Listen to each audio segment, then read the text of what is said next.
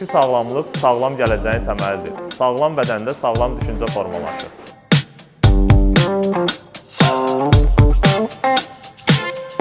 Bunu nəzərə alaraq, fiziki tərbiyə dərslərində müasir texnologiyalardan, crossfit, digər məşq üsullarından istifadə edərək yeni tədris proqramı həyata keçirdəcəyik.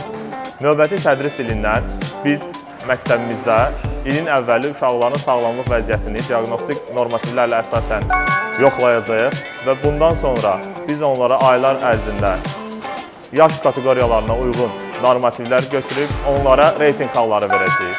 Bu xalları valideynlər onlayn platforma ərzində istifadə edə, nəzarət edə, həmçinin məktəb müəllimləri buna nəzarət edə bilərlər.